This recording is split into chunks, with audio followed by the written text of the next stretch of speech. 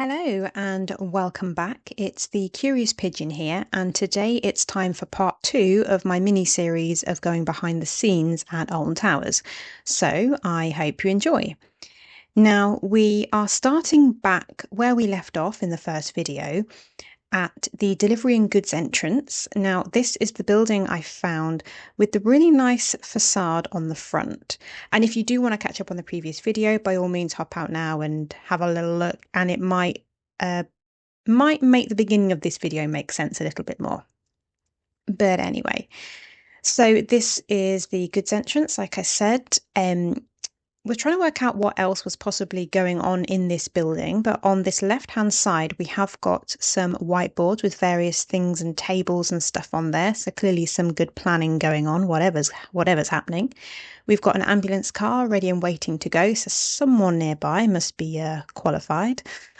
And I just wanted to show you something else as well that I spotted on Street View, and it is this person waving in the window. So I just thought that was quite a nice little thing. I love it when you spot people sort of interacting with the Google car. So here we have a couple of signs to the left. We've got the resort sign and also a McGough and Burn contractor sign. Now, part of the work they do does cover kind of commercial and leisure stuff, I believe. So quite what they were doing at this point in time, this imagery is from 2016 that we're looking at the minute. Don't really know what they were doing at the park. But this area here, we've got an Alton Towers van. Next to the van, we've got some cabins and things. Could they have been some temporary staff room or just some other bases for workers while some construction or refurb work was going on maybe? I don't know. But we'll just hop out onto the aerial view. So you can see we're sort of at the back corner of Cbeebies Land here, and that's where the big top used to be. And where the sort of mobile cabins were just now are where that sort of white, dishevelled looking tarpaulin, or maybe something that was white once upon a time. And just a brief moment back in time here as well, because here is the very dishevelled big top, once part of Storybook Land. So it's to the left of this that I thought was quite interesting, where we can see the yellow sort of diagonal parking spaces in between the trees. This is where that tarpaulin was in later years, but quite what the cabins were doing there, in later years after that, I don't know.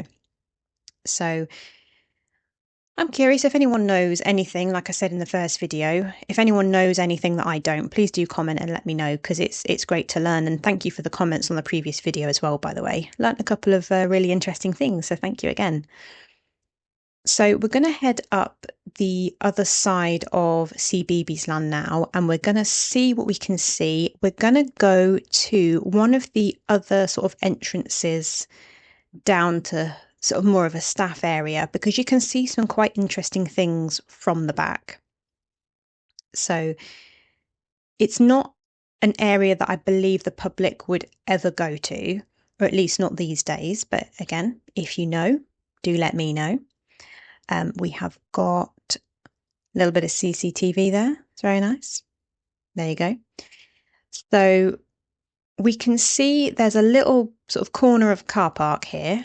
Again, not sure who for, I'm guessing staff. But as you come down this road, you can see it still says animals on this back road, back from when this side of the park was accessible to where some of the animal enclosures were in the days of the farmyard. So I thought that was really interesting to point out. And also, when I was on this part of Street View, I happened to turn around and I saw an Alton Towers branded rubbish truck. Now, I really didn't think that I would be featuring a rubbish truck in one of these videos, but there you go. I sort of never really thought that they would have their own specific trucks and that they would have the logo on, but there you are. So on the right here, we have got a Cbeebies bug who has been, I don't know, looks like he's been put in the naughty corner. What is he doing over there? Or what are they doing? Seriously. But he doesn't look visibly broken, but he could be cracked to the other side or something. But he's still got that sort of mooning smiley face. And I'm assuming this ramped little building, maybe animal supplies were put in there back in the day, who knows? And here you can see the back of the bug. Again, probably a bit too much bug footage, but as you can see, a little bit bigger than I was expecting, to be honest. And then this building, I believe, is what is Justin's Pyromatic factory. I could be wrong. I'm just judging the yellow chimney at the top there. And here we've got a Postman Pat vehicle that's probably just in this shed for a bit of maintenance. And then we've got this interesting sort of yellow and purple racking, fencing, barriers, shelving. Don't really know what it is, but it's Cbeebies colours, which is interesting.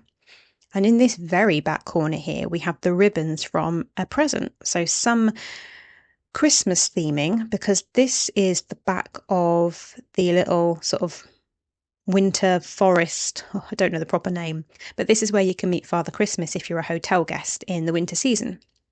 I don't know if you can if you're not a hotel guest or whether that has changed since then, but if anyone does know, do let me know.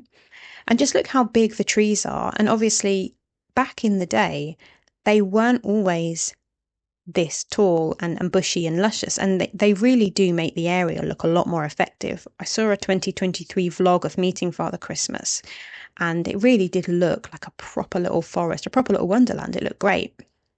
And as you saw just then, it used to be a paddock for some of the animals. And then here were the trees when they were first planted, and look how tiny they are.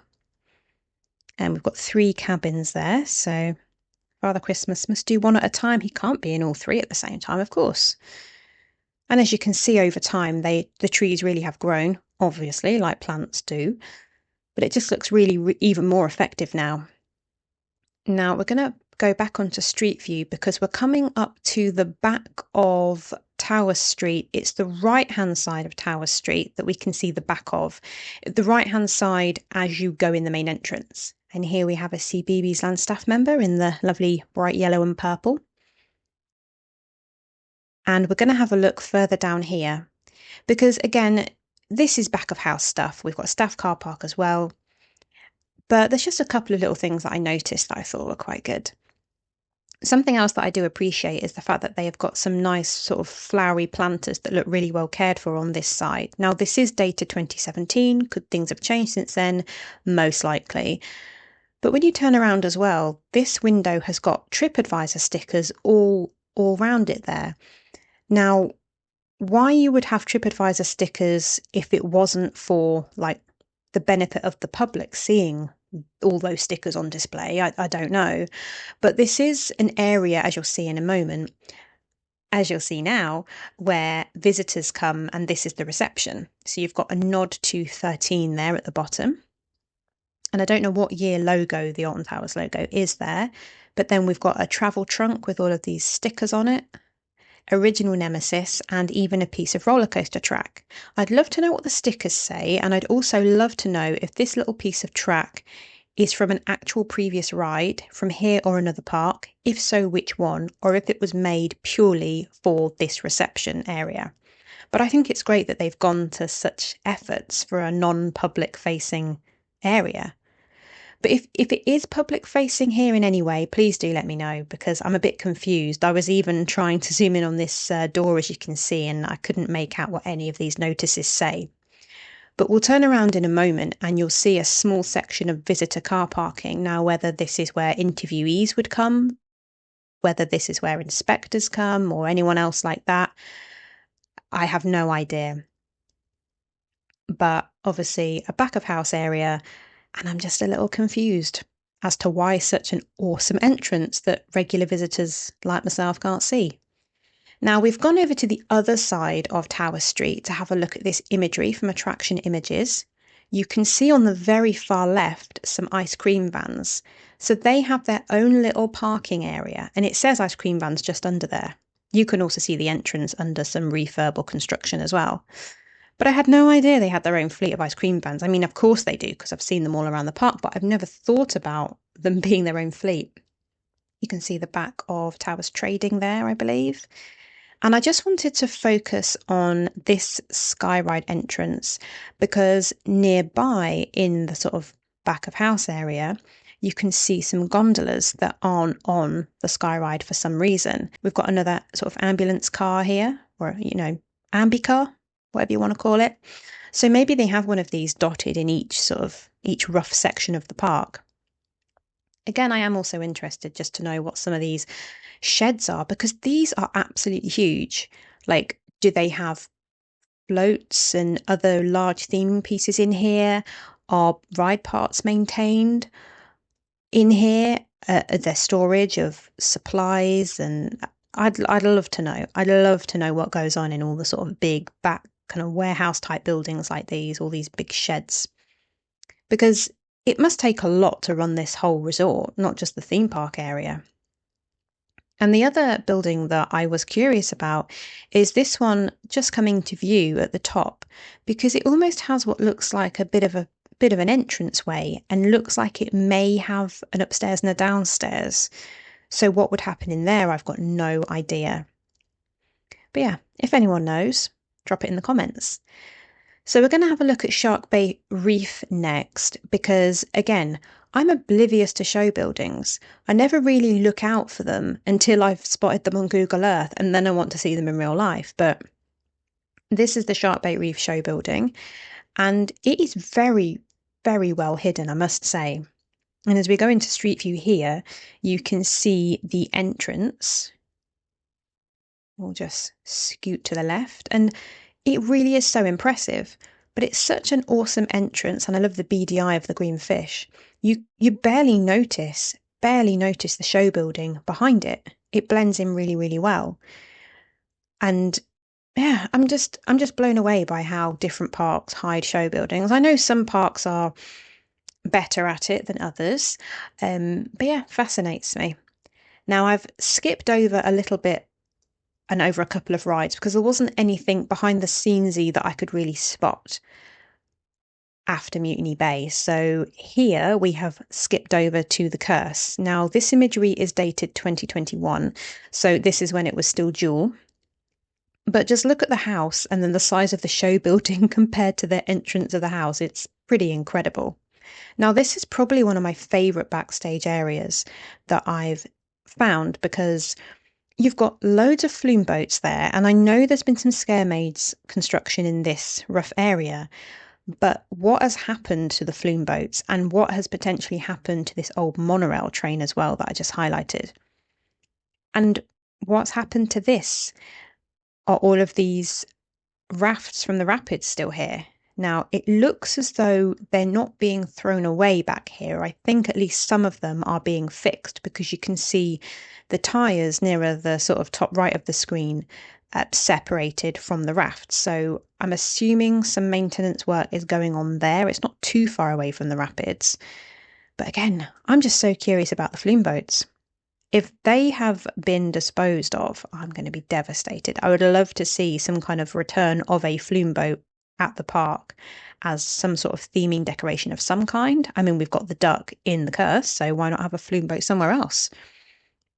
But if you go onto YouTube, it's not my video, but if you type in the Curse at Alton Manor evacuation, there is at least one video from 2023, and you can see around this back area. You can see the flume boats, and you can see this monorail train, and its windows are all smashed up, and I don't really know what it's doing sat there. I reckon if you made it all safe, it would make a great bit of a scare maze, you know, walking through some kind of spooky cursed monorail train. I don't know. It'd be a great way of reusing it. It's probably not safe now. But get all that glass out, smarten it up, it'd be great. And it would be, you know, in keeping with part of the park. Haunted monorail, why not? So I just wanted to go on to the street view here, because you can see a couple of other things. I believe you drive out this way from one of the public car parks, but you can see at least one of the Cbeebies Get Set Go Treetop Adventure ride cars. That name is stupidly long. You can see the bright leafy green part and the bright yellow there.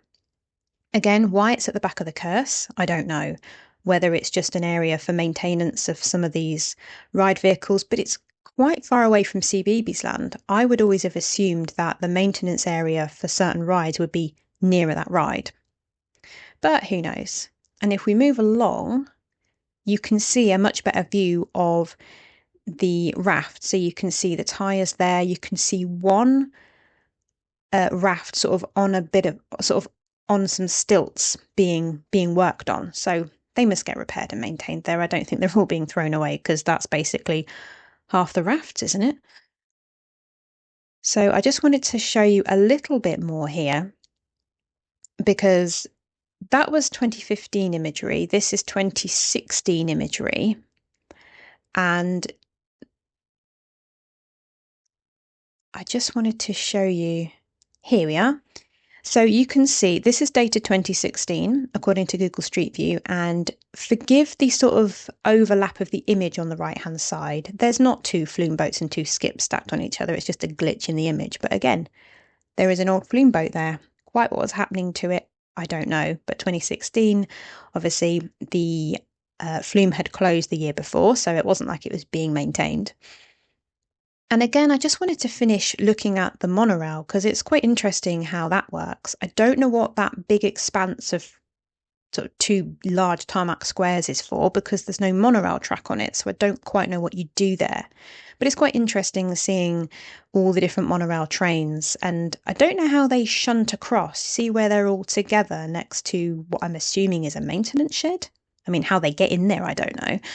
But I don't know how they move across and then join the track and go out around the whole monorail track. I just don't quite know how it all works. But again, it's interesting to see it because it gives you perspective of how many trains they roughly have, how many are out at any one time.